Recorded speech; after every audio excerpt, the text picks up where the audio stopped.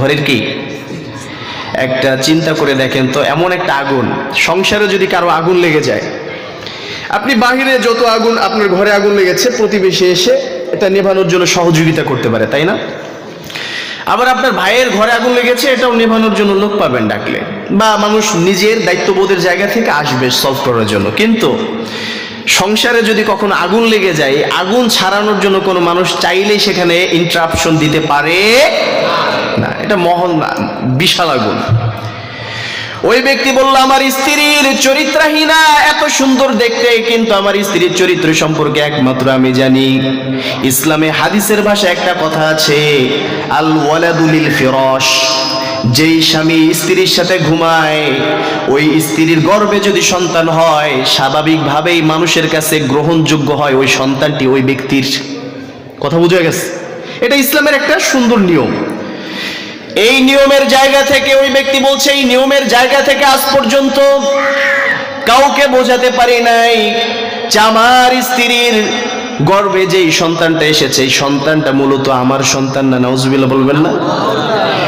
আমি দিনের পর দিন মাথা নিচু করে চলছি, কারো কাছে এই কথাটাও পর্যন্ত কখনো শেয়ার করতে পারছি না।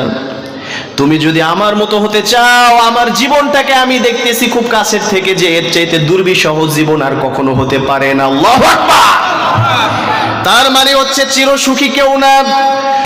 স্বর্ণকার ওই ব্যবসায়ী ব্যক্তিটি বলল, শোনো তাহলে, আমার যশ খ্যাতি আছে, এটা সত্য কথা, বিশাল বড় বড় দোকান আছে, এটাও সত্য কথা, অগাধ সম্পদের মালিক আল্লাহ তাআলা আমাকে বানিয়েছেন, কিন্তু একটা জায়গায় আমার সবচেয়ে বেশি দুর্বলতা, সেটা হচ্ছে আমার ঘরের স্ত্রী। সুখ দুঃখ নিয়ে আলোচনা করছিলাম, তার মানে বোঝা গেল যে জাহান্নামে যেটা থাকবে, কুল্লামা নাদিজাত জুলুদুহুম বাদদালনাহুম জুলুদা।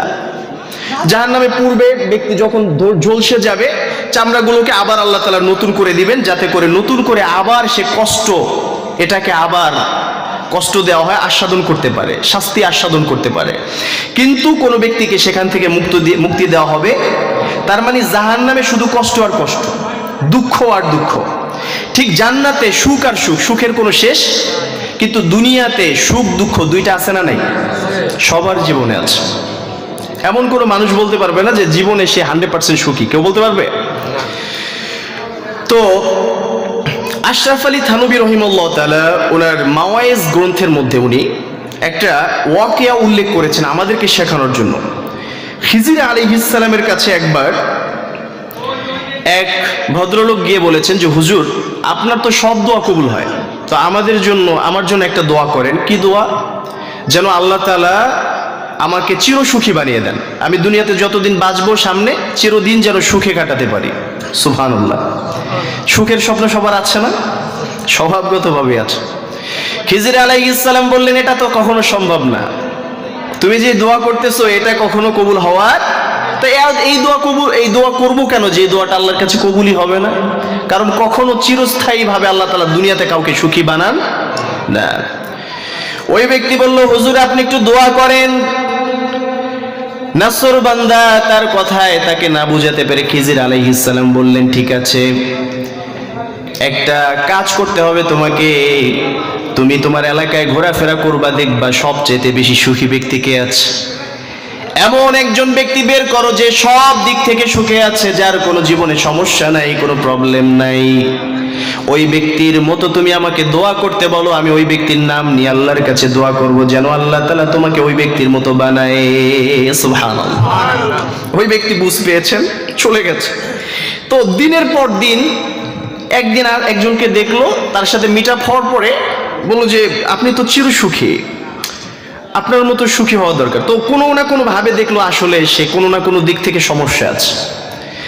আবার আরেকজন লোকের কাছে গেল, যাওয়ার পরে সেই ব্যক্তিও একবার পছন্দ হয়, দুইবার পছন্দ হয়, শেষমেশ যখন সমাধান আসবে তখন দেখে না তার জীবনও কিছু না কিছু সমস্যা আছে। চিন্তিত হয়ে গেল। কোনো একদিন দেখতে দেখতে একজন স্বর্ণের দোকানদার, যার যশ খ্যাতি, বাড়ি গাড়ি সবকিছু আছে, ওই ভদ্রলোকের কাছে গিয়ে বলল যে, আমি আপনার মতো হতে চাই, উরিদু আন আকুনা মিসলাকা, আমি তোমার মতো হতে চাই, তো আমি তোমার মতো সুখী হতে চাই। আমি খিজিরির সাথে এমন কন্ট্যাক্ট করে এসেছি, আমি দেখলাম তোমার সুন্দর একটা দোকান আছে, বাড়ি গাড়ি সব আছে, রিজিকের চিন্তা নাই, তোমার একটা সুন্দর সন্তান আছে ফুটফুটে, তা আমি তোমার মতো হতে চাই। ওই ব্যক্তি বললো একটু দাঁড়াও তাহলে। তো ওনার পরামর্শক্রমে দাঁড়ানোর পরে বলল যে আমার একটা কথা আছে, সেটা হচ্ছে তুমি যদি আমার মতো হতে চাও তার পূর্বে আমি তোমাকে কিছু কথা বলতে চাই। আমার মতো হতে চাই সমস্যা নেই, তবে আগে শোনো আমি কতটুকু ভালো আছি। ওই ব্যক্তি বলল, আপনাকে দূর থেকে যতটুকু দেখলাম, বাহির থেকে যতটুকু চিনলাম, অবজারভেশনের পরে আমাদের কাছে মনে হলো যে আপনি যতটুকু আছেন সুখেই আছেন, কোনো দুঃখ নাই, কষ্ট নাই। কিন্তু ওই ব্যক্তিকে, স্বর্ণকার ওই ব্যবসায়ী ব্যক্তিটি বলল, শোনো তাহলে, আমার যশ খ্যাতি আছে এটা সত্য কথা, বিশাল বড় বড় দোকান আছে এটাও সত্য কথা, অগাধ সম্পদের মালিক আল্লাহ তাআলা আমাকে বানিয়েছেন, কিন্তু একটা জায়গায় আমার সবচেয়ে বেশি দুর্বলতা, সেটা হচ্ছে আমার ঘরের স্ত্রী। ঘরের কি? একটা চিন্তা করে দেখেন তো, এমন একটা আগুন, সংসারে যদি কারো আগুন লেগে যায়, আপনি বাহিরে যত আগুন, আপনার ঘরে আগুন লেগেছে, প্রতিবেশী এসে এটা নেভানোর জন্য সহযোগিতা করতে পারে, তাই না? আবার আপনার ভাইয়ের ঘরে আগুন লেগেছে, এটাও নেভানোর জন্য লোক পাবেন ডাকলে, বা মানুষ নিজের দায়িত্ববোধের জায়গা থেকে আসবে সলভ করার জন্য। কিন্তু সংসারে যদি কখনো আগুন লেগে যায়, আগুন ছাড়ানোর জন্য কোনো মানুষ চাইলেই সেখানে ইন্টারাপশন দিতে পারে না, এটা মহল না, বিশাল আগুন। ওই ব্যক্তি বলল, আমার স্ত্রীর চরিত্রহীনা, এত সুন্দর দেখতে, কিন্তু আমার স্ত্রীর চরিত্র সম্পর্কে একমাত্র আমি জানি। ইসলামে হাদিসের ভাষায় একটা কথা আছে, আল ওয়ালাদু লিল ফিরাশ, যেই স্বামী স্ত্রীর সাথে ঘুমায়, ওই স্ত্রীর গর্ভে যদি সন্তান হয়, স্বাভাবিকভাবেই মানুষের কাছে গ্রহণযোগ্য হয় ওই সন্তানটি ওই ব্যক্তির। কথা বুঝে গেছে? এটা ইসলামের একটা সুন্দর নিয়ম। এই নিয়মের জায়গা থেকে ওই ব্যক্তি বলছে, এই নিয়মের জায়গা থেকে আজ পর্যন্ত কাউকে বোঝাতে পারি নাই যে আমার স্ত্রীর গর্ভে যেই সন্তানটা এসেছে, এই সন্তানটা মূলত আমার সন্তান না। নাউজুবিল্লাহ বলবেন না? আমি দিনের পর দিন মাথা নিচু করে চলছি, কারো কাছে এই কথাটাও পর্যন্ত কখনো শেয়ার করতে পারছি না। তুমি যদি আমার মতো হতে চাও, আমার জীবনটাকে আমি দেখতেছি খুব কাছের থেকে যে এর চাইতে দুর্বিষহ জীবন আর কখনো হতে পারে না। আল্লাহু আকবার। তার মানে হচ্ছে চিরসুখী কেউ না। ওই ব্যক্তির কথা শোনার পরে ওই আল্লাহর বান্দা সেখান থেকে চলে যায়। যাওয়ার পরে খিজির আলাইহিস সালামের সাথে যখন দেখা হয়, ওই ব্যক্তিকে প্রশ্ন করা হলো যে তুমি তো আমার কাছে দোয়া করা বা এমন একজন লোক সিলেক্ট করার কথা, পেয়েছো? সেই লোকটাকে খুঁজে পেয়েছো? তো উনি বললেন যে না না হুজুর, আমি অনেক দিন খুঁজেছিলাম, কিন্তু শত খোঁজার পরেও আমি একটা জায়গায় এসে আটকে গিয়েছি। আসলে সত্যিকার আপনি যেটা বলেছিলেন সেটাই সত্য, যে এই পৃথিবীতে কেউ চিরসুখী নয়। সুবহানাল্লাহ। তার মানে পৃথিবী সুখের জায়গা। এখন বলবেন তাহলে সুখ আর দুঃখ দুইটাকে আল্লাহ তাআলা মিশ্রণ করে আমাদেরকে পাঠালেন কেন? এটার একটা কারণ আছে। এটার কারণ হচ্ছে এই যে সুখের স্বাদটা যখন ব্যক্তি গ্রহণ করবে, আমার রাসূল সাল্লাল্লাহু আলাইহি সাল্লাম বুখারীর রিওয়ায়াতের ভিতরে ইরশাদ করেন যে সুখটাকে দেওয়া হয়েছে কোনো ব্যক্তি যেন লোভাতুর হয়ে জান্নাতের সুখের কথা কিছুটা হলেও কল্পনা করে জান্নাতি হওয়ার জন্য চেষ্টা করতে পারে। সুবহানাল্লাহ। আবার দুঃখটাকে দেওয়া হয়েছে, কষ্ট যন্ত্রণাগুলো দেওয়া হয়েছে এই জন্য যাতে করে কোনো ব্যক্তি কষ্টের দিকে তাকিয়ে ভয় পেয়ে জাহান্নামের চির কষ্ট থেকে বাঁচার জন্য সচেষ্ট হয়ে যায়। সুবহানাল্লাহ। তার মানে সুখ এবং দুঃখ এই দুইটাকে আল্লাহ তাআলা দিয়েছেন আমাদের কল্যাণের জন্য নাকি আমাদের অপকারের জন্য? কল্যাণের জন্য না? এই কথাটাই আল্লাহ সুবহানাহু ওয়া তাআলা আমাদেরকে সূরা বাকারার 155 নম্বর আয়াতে কারিমায় বলছেন, ওয়ালানাবলুওয়ান্নাকুম বিশাইইম মিনাল খাউফ ওয়াল জু'i ওয়া নাকসিম মিনাল আমওয়ালি ওয়াল আনফুসি ওয়াথ থামারাত ওয়া বাশশিরিস সাবিরিন। আল্লাহু আকবার। আল্লাহ তাআলা বললেন, ও বান্দারা, ওয়ালানাবলুওয়ান্নাকুম, তোমাদেরকে পরীক্ষা করব। লাবলুওয়ান্না, নুনের উপর একটা তাসদীদ আছে, তার মানে হচ্ছে যারা আরবি গ্রামার সম্পর্কে ন্যূনতম ধারণা রাখে তারা বুঝতে পারবে। যেহেতু আল্লাহ সুবহানাহু ওয়া তাআলা বললেন ওয়ালানাবলুওয়ান্নাকুম, তোমাদেরকে অবশ্যই অবশ্যই তোমাদেরকে আমি আল্লাহ তাআলা পরীক্ষা করব। তোমাদেরকে কি দিয়ে পরীক্ষা করব? বিশাইইম মিনাল খাউফি ওয়াল জু'i ওয়া নাকসিম মিনাল আমওয়াল ওয়াল আনফুসি ওয়াস সামারাত, তোমাদেরকে কিছু ভয় দিয়ে, ক্ষুধা দিয়ে এবং তোমাদেরকে ধন সম্পদের কিছু স্বল্প সংখ্যক ধন সম্পদ দিয়ে, ধন সম্পদের কমতি দিয়ে, জানমালের ক্ষতি দিয়ে তোমাদেরকে আমি আল্লাহ তাআলা পরীক্ষা করব। কিন্তু যারা অবাশশিরিস সাবিরিন, এইগুলোকে ধৈর্য ধারণ করে এই সকল পরীক্ষায় উত্তীর্ণ হতে পারবে, বিপদকে আল্লাহ সুবহানাহু ওয়া তাআলার নিয়ামত হিসেবে নিতে পারবে, তাদের জন্য রয়েছে সুসংবাদ। সুবহানাল্লাহ, কথা বোঝা গেছে? তার মানে ধৈর্য ধারণ করে যারা এই কষ্টগুলোকে, দুঃখ এবং সুখ, এই দুইটা বিষয়কেই পাওয়ার পরে সে হতাশ না হয়ে, লিকাইলা তাসাউ আলা মা ফাতাকুম ওয়ালা তাফরাহু বিমা আতাকুম, আল্লাহ সুবহানাহু ওয়া তাআলা বলেছেন কোনো কিছু পাওয়ার সাথে সাথে তুমি সেটা নিয়ে গর্ব করবে, এবং আলা মা ফাতাকুম, যেটা হারিয়েছো সেটা নিয়ে কখনো ফ্রাস্ট্রেট হওয়া, দুঃখ করা যাবে। সবসময় চিন্তা করতে হবে আমার নসিবে যেটা আছে সেটা আমি পেয়েছি, যেটা পাই নাই সেটা আমার নসিবে ছিল। এই কথাটা সবসময় মানা যাবে তো ইনশাল্লাহ?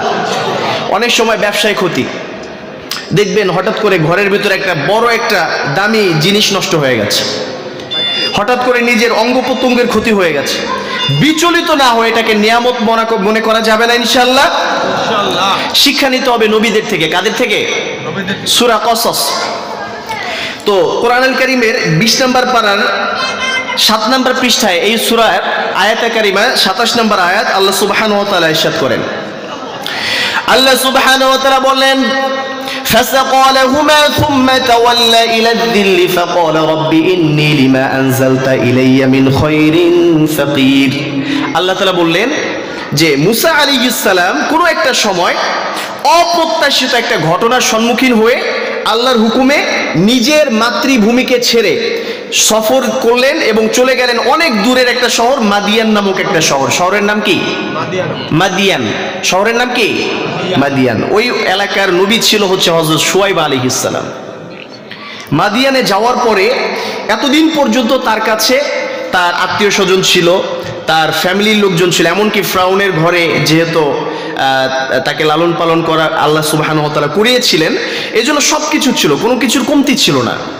কিন্তু যখনই সবকিছু ছেড়ে হিজরত করে মাদিয়ানে চলে আসলেন, এখন নতুন একটা শহর, কখনো সেখানে আগে কখনো আসা হয়, এমন একটা নতুন জায়গা যেখানে তার কিছুই নাই, বন্ধু বান্ধব নাই, এমনকি সামনের বেলায় সামনের ওয়াক্তে কি খাবার খাবে সেটাও তিনি জানতেন না। এমন কঠোর পরিস্থিতিতে মুসা আলাইহিস সালাম বিচলিত হন নাই। চাইলে আমরা হলে কি করতাম? আমরা হলে আল্লাহর কাছে হাত তুলে দোয়া করতাম, আল্লাহ আমাদের খাবারের ব্যবস্থা করে দেন, আমাদের থাকার ব্যবস্থা করে দেন, আমাদের সম্পদ ফিরিয়ে দেন, এগুলো বলতাম। কিন্তু মুসা আলাইহিস সালাম কি বলেছেন এখানে আমাদের জন্য শেখার আছে। সুবহানাল্লাহ। মুসা আলাইহিস সালাম বললেন, ফাকালা রাব্বি ইন্নী লিমা আনজালতা ইলাইয়া মিন খায়রিন ফাকির। মুসা আলাইহিস সালাম বললেন, আল্লাহ আপনার তরফ থেকে যেই কল্যাণ আপনি আমার জন্য রেখেছেন, আপনি যেই ডিসিশন নেবেন, আমি আল্লাহ, আমি আপনার বান্দা, আমি সেটারই হচ্ছে মুখাপেক্ষী। সুবহানাল্লাহ। আপনি আমার জন্য যেই ফয়সালা করবেন আমি সেটাই মেনে নিব, আমার নিজের কোনো দোয়া নাই। আপনি কল্যাণ মনে করে বিপদ দিলে সেটাতেও রাজি, আপনি যদি সুখ দেন সেটাতেও রাজি। সুবহানাল্লাহ। মুসা আলাইহিস সালাম এই দোয়াটা যখন করলেন আল্লাহর কাছে, আল্লাহ সুবহানাহু ওয়া তাআলা বললেন, ও ফেরেশতারা, আমার মুসা চাইলেই আমার কাছে নির্দিষ্ট করে সামনের ওয়াক্তের খাবার চাইতে পারতো, নিজের আত্মীয় স্বজনদেরকে চাইতে পারতো, কিন্তু সব কিছুকে বাদ দিয়ে মুসা আমার কাছে বলেছে আমার ফয়সালাটা ওর কাছে ভালো লাগবে, আমি সুখ দেই বা দুঃখ দেই, যেটা দেই না কেন সেটাই মেনে নিবে। বলছে ফাকির। ফাকির শব্দটা হচ্ছে মুখাপেক্ষী, এমন মুখাপেক্ষী যে একটা দরজা ছাড়া তার আর কোনো দরজা নাই, তখন আরবিতে ব্যবহার করা হয়েছে ফাকিরুন। আল্লাহ সুবহানাহু ওয়া তাআলা এখানে এইটা দ্বারা বোঝালেন যে ফাকির দ্বারা মুসা আলাইহিস সালাম আল্লাহর উপরে সবকিছু ন্যস্ত করে দিলেন। একটা দোয়া মাত্র, একটা দোয়া কয়টা? কিন্তু এই দোয়ার ভিতরে সব দোয়াগুলো লুকানো আছে না নাই? মুসা আলাইহিস সালামের এই হেকমতপূর্ণ দোয়াটা আল্লাহর কাছে ভালো লাগলো, আল্লাহ সুবহানাহু ওয়া তাআলা কোরআনের ভিতরে এটাকে কোট করে দিয়েছেন। সুবহানাল্লাহ। এই জন্য এই সকল দোয়া, কোরআনের দোয়াগুলো আমাদের মুখস্থ রাখতে হবে। যদি অল্পতে বেশি দোয়া করতে, অল্প সময়ের ভিতরে কোরআনের দোয়াগুলো মনে রাখতে হবে, রাখা যাবে তো ইনশাল্লাহ? তো মুসা আলাইহিস সালামের এই কথা দ্বারা আমরা শিখতে পারি যে সুখ দুঃখ ওনার জীবনে ছিল কি ছিল না, কিন্তু মেনে নিয়েছেন না, আল্লাহর নিয়ামত হিসেবে নিতে হবে। দুঃখটাকেও নিতে হবে, সুখটাকেও কি আল্লাহর নিয়ামত হিসেবে। অনেক সময় ভয় পেয়ে আল্লাহ তাআলা বলেছেন ওয়ালা নাবলুওয়ান্নাকুম বিশাইইম মিনাল খাউফ, ভয় আমাদের ভিতরে কাজ করে, যেই কারণে আমরা ঈমান হারা হয়ে যাই। এটা দ্বারা বোঝালাম এই যে ভয়ের মাধ্যমে আল্লাহ তাআলা পরীক্ষা করবেন, এটা বলে দিয়েছেন না। এটা যদি আমরা বুঝতে পারতাম একবার যে আল্লাহ তাআলা পরীক্ষা করবেন, এটা হচ্ছে ভয়ের মাধ্যমে, প্রথম স্টেপটা হবে ভয়। এখন ভয় পেয়ে ঈমান খুইয়ে দেয়া যাবে? কখনো ভয় পেয়ে কখনো বেঈমানি কোনো কার্যকলাপের সাথে সংশ্লিষ্ট হওয়া যাবে? আল্লাহ সুবহানাহু ওয়া তাআলা বললেন বিশাইইম মিনাল খাউফ, তোমাদেরকে ভয় দিয়ে আমি আল্লাহ সুবহানাহু ওয়া তাআলা পরীক্ষা করব। যদি কাউকে ভয় করো, ভয় করে কখনো আমি আল্লাহ তাআলার বিরুদ্ধে কখনো কোনো আচরণ করা যাবে? আপনি যেটা করবেন টাকা ছাড়া করেন, সমস্যা কি? আপনার তো রাইট আছে, ভোট দেওয়া বলেন, নাগরিকের অধিকার বলেন, এইগুলো আপনার রাইট আছে, কিন্তু টাকা নিতে হবে, এটা কোনো রাইট? এখন হুজুর জোর করে যদি দেয়, বিশৃঙ্খলার আল ফিতনাতু আশাদ্দু মিনাল কতল, এটা তো হাদিসের কথা যে বিশৃঙ্খলা ফাসাদ সৃষ্টি করা এটা কতলের চাইতে, হত্যার চাইতেও মারাত্মক। তাহলে হুজুর আমরা কি করবো? এই ক্ষেত্রে বিশৃঙ্খলা তো হয়ে যাবে। তাহলে সেক্ষেত্রে এই টাকাগুলো কখনো কেউ ঘুষ জোর করে দিলে, অনেক ডিপার্টমেন্টে আছেন, অনেক সময় কিছু হাদিয়া তোহফা আসে যেটা ঘুষ হিসেবে আপনি বুঝতে পারেন, তখন ওইটাকে খাওয়া যাবে না, ওইটাকে সদকা করে দিতে হবে। ঠিক আছে ইনশাআল্লাহ কথাটা? আল্লাহ সুবহানাহু ওয়া তাআলা বললেন প্রথম উদাহরণ আমাদের জন্য মুসা আলাইহিস সালাম। আপনাদের সামনে আরেকটা উদাহরণ দিচ্ছি, সেটা হচ্ছে ভয়ের আরেকটা জায়গা আছে যেটা আমাদের অনুভূতির জায়গা, সেটা হচ্ছে মা বোনদের ভিতরে বেশি কাজ করে। অনেক সময় বিপদে পড়লে ফকিরের কাছে যায় কি যায় না? কথা বলেন। মা বোনদের মনটা কিন্তু অনেক নরম, এই জন্য ইবলিস সর্বপ্রথম টার্গেট কিন্তু চাইলে হয়তো বা ও আদম আলাইহিস সালামকেই করতে পারতো, কিন্তু ইবলিস কিন্তু টার্গেট করেছিল মা হাওয়া আলাইহিস সালামকে, আলাইহাস সালাম। এই জন্য করেছিল যে মহিলাদেরকে আল্লাহ সুবহানাহু ওয়া তাআলা এমন নিয়ামত দিয়েছেন, তাদের হৃদয় এতটাই মলিন আল্লাহ বানিয়ে দিয়েছেন, তারা চাইলেও বেশিক্ষণ শক্ত থাকতে পারে। ওই দুর্বলতার সুযোগ নিয়ে আজকে কিছু শিরকিয়াতের মানুষগুলো তাদের এই দুর্বলতার সুযোগ নিয়ে ঈমানটাকে নষ্ট করছে। এটা বলবেন কেমনে হুজুর?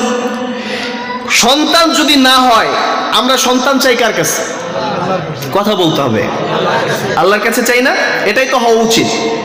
কিন্তু আমার মা বোনেরা বা অনেক ভাইয়েরাও এমন আছে, অনেক সময় বিভিন্ন জায়গায় গিয়ে বিভিন্ন দরবারে সন্তান চায় কি চায় না?